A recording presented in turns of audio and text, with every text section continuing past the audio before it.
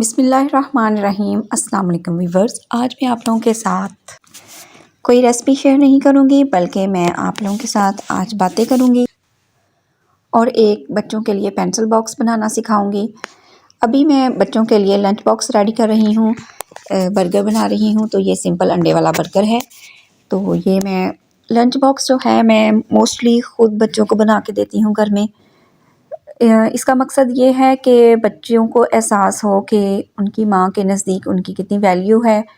और मेरी आज का जो टॉपिक है वो भी यही है कि बच्चों को एहसास दिलाएं कि वो आपके लिए कितने अहम हैं, आप उनके लिए कितनी स्ट्रगल करते हो, आप उनके लिए क्या कुछ कर सकते हैं। वैसे भी बच्चों को हेल्दी चीज़ें देनी चाहिए। तो जो घर से लंच बच्चे लेके जाते हैं वो हमारी आंखों के सामने बनता है, हम अपने हाथों से बनाते हैं, साफ़ सुथरा होता है, जर्म्स वगैरह नहीं होते। तो इसलिए ना तो उनकी पसंद का भी ख्याल रखना पड़ता है। ये एक मैं सादा बिल्कुल बना रही हूँ अंडा, क्योंकि एक बच्चे को मेरे प्याज टमाटर वगैरह नहीं पसंद। तो उसके लिए मैं सादे अंडे का बर्गर बनाऊंगी और बाकियों के लिए ऑमलेट वाला। तो मैं बात कर रही थी बच्चों को एहसास दिलाने की। तो ज़ाहिर है माँ बाप दिन रात बच्चों के लिए इतनी मेहनत करते हैं और आपके बच्चे में भी वो एहसास होना चाहिए। उसको पता होना चाहिए कि मेरी बाप ने या मेरी माँ ने मेरे लिए ये कुछ किया है, ये कुछ करते हैं मेहनत मुझे पालने के लिए, मेरे ज़रूरियात और ख्वाहिशात पूरी करने के लिए। तो ये इधर मैं पेंसिल बॉक्स बना रही हूँ। पेंसिल बॉक्स आराम से बाज़ार से मिल जाता है इजीली आपके बजट के हिसाब से। लेकिन मुझे अच्छा लगता है कि मैं बच्चों के लिए थोड़ी सी मेहनत करूँ और उन्हें ये पता चले कि हमारी माँ हमारे लिए अपना थोड़ा सा टाइम लगा के तो हमारे लिए कुछ बना रही है। और वैसे भी मेरे बच्चों को ये बहुत ऐसी चीज़ें पसंद आती हैं जो मैं उनके लिए ख़ुद से बनाऊं। तो आपके पास पुराना जीन्स का कोई भी कपड़ा हो, पुरानी पैंट हो जीन्स की, आप उससे भी इसको बना सकते हैं। वैसे कोई कपड़ा पड़ा हुआ है वेलवेट का या कोई भी, तो आप उसके साथ इसको सेट कर सकते हैं। ये अपनी अपनी पसंद पे होता है। तो इस तरीके से मैं इसको बना रही हूँ। और ज़िप जो है वो आप पहले सेटिंग कर लें किस कलर की लगानी है, तो फिर उसी हिसाब से आप कपड़ा ले सकते हैं। ठीक है। अच्छा, हर जो माँ बाप होता है वो अपने जेब की हैसियत से अपने बच्चों के लिए उनकी ज़रूरियात पूरी करते हैं। उनके मुंह से एक एक निकली बात वो चाहते हैं कि वो पूरी हो, रद्द ना हो। तो बाज़ औक़ात होता है कि बच्चों में ये एहसास नहीं होता और जैसे जैसे वो बड़े होते जाते हैं वैसे वैसे ही उनमें ये एहसास की और ज़्यादा कमी हो जाती है। और उनको सिर्फ़ ये होता है, बच्चों को सिर्फ़ ये लगता है कि हमें बस ये हमारा हक़ है, ये चीज़ लेनी हमारा हक़ है, पेरेंट्स का ये हक़ बनता है कि हमें फ़लाँ चीज़ लेके दें।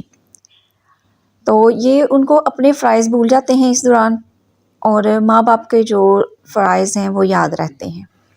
तो इसलिए बचपन से ही बच्चों में एहसास डाल देना चाहिए।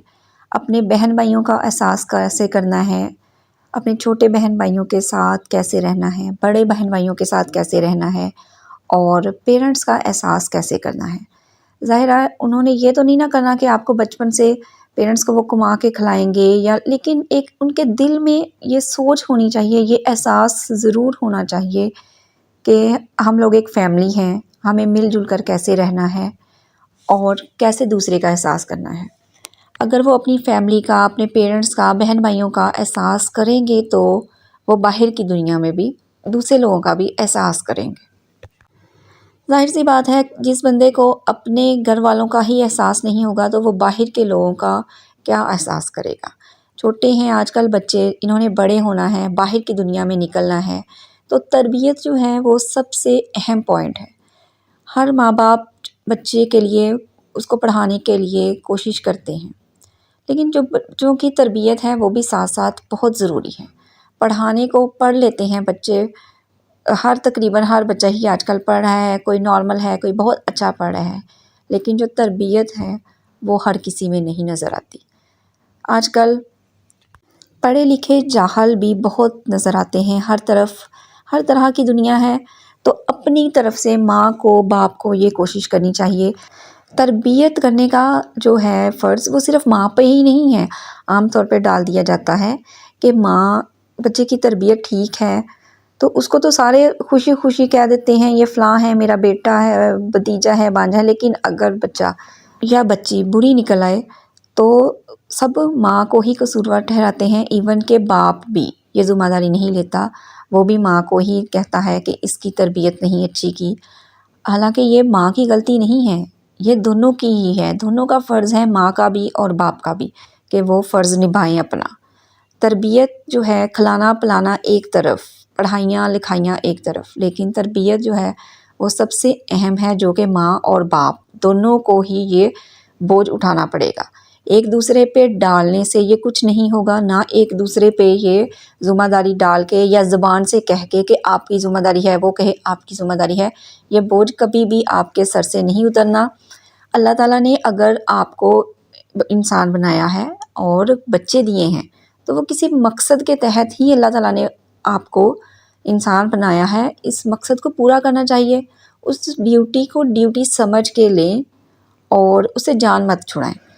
अक्सर मैंने देखा है कि माएँ अपनी जान छुड़ाने के लिए बच्चों को ट्यूशन सेंटर डाल देती हैं।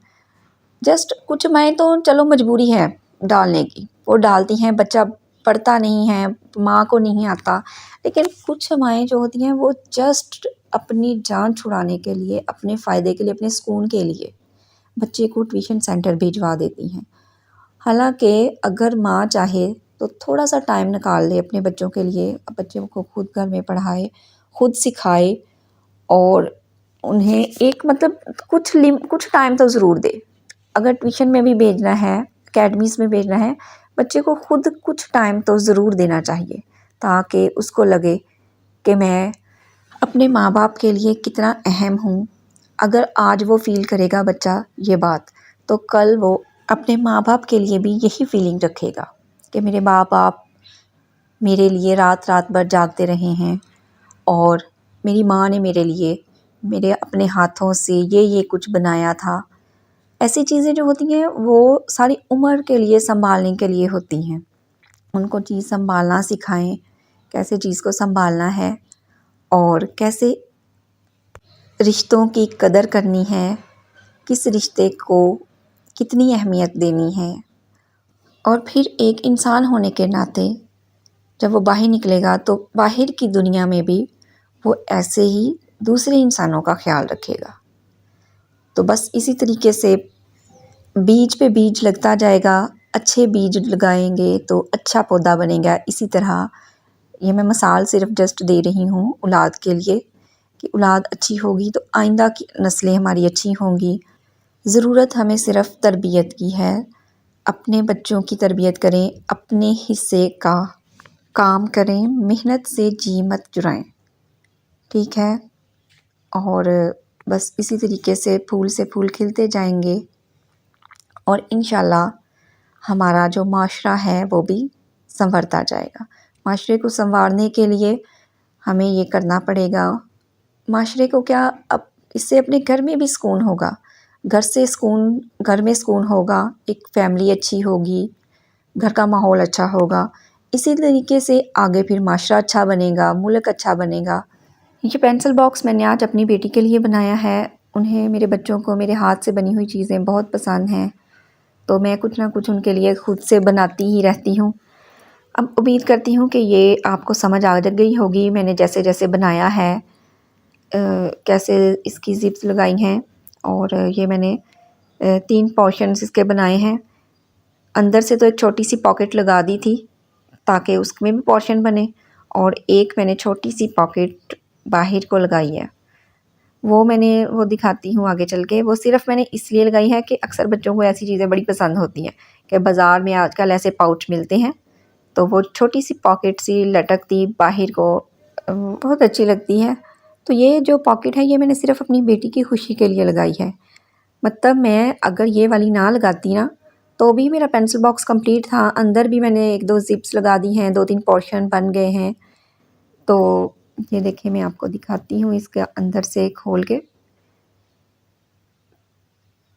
ये देखें, ये इसकी ना पॉकेट्स बन चुकी हैं और बाहर ये जो छोटी पॉकेट लगाने की कोई ज़रूरत नहीं थी, लेकिन मुझे पता है मेरी बेटी को बहुत पसंद है, तो ये उसको बहुत अच्छी लगती हैं ऐसी चीज़ें, तो इसलिए मैंने लगाई है।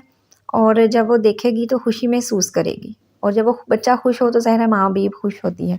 ये देखें इस तरीके से। अच्छा, आप चाहें तो इसके ऊपर कोई फूल वगैरह लगा के, लेस लगा के डेकोरेट भी इसको कर सकते हैं। ठीक है, बहुत ज़्यादा प्यारी लगी। आपने मुझे फीडबैक ज़रूर देना है कि मेरी आज की बातें आपको कैसी लगी। अब मैं इजाज़त चाहती हूँ, नेक्स्ट वीडियो तक के लिए दुआओं में याद रखिएगा, अपना बहुत सारा ख्याल रखिएगा। अल्लाह हाफ़िज़।